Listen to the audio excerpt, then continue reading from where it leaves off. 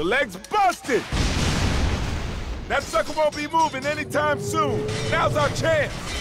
Binary Domain takes place in a future where the robotics production industry is dominated by two companies, the US-based Bergen and the Japanese Amada Corporation.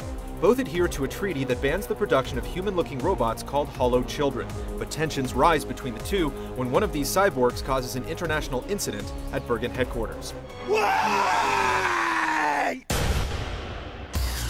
You play as Dan Marshall, member of the International Robot Technology Agency, sent to Tokyo to investigate the suspect Amada Corporation and find the source of the Hollow Children production. Those who have played other cover-based shooters will have no trouble jumping into Binary Domain's combat.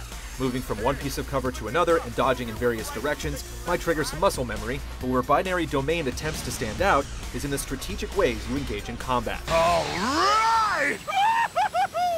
The mechanized enemies you encounter are fully destructible, creating a combat strategy that feels something like a mechanical take on Dead Space's strategic dismemberment. While you could simply focus fire to chip away at an enemy's armor plating until they go down, you'll find that taking advantage of their destructible limbs actually pays off. Shooting low to remove mechanical legs will leave robots crawling around the battlefield, whereas blasting off their heads will render them unable to determine friend from foe, potentially thinning out an overwhelming barrage of enemies. Is that the best you can do?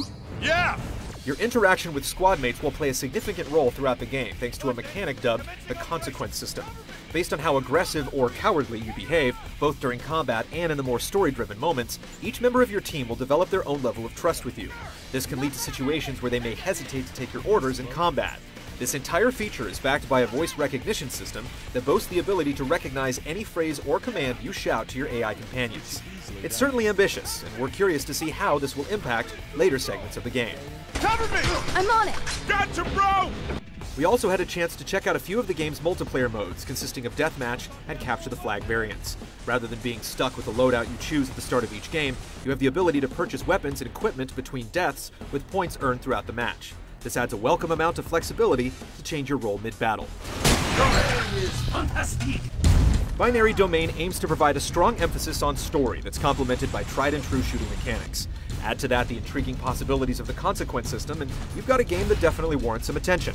Be sure to check back for our full review when the game launches in February. Today just sucks!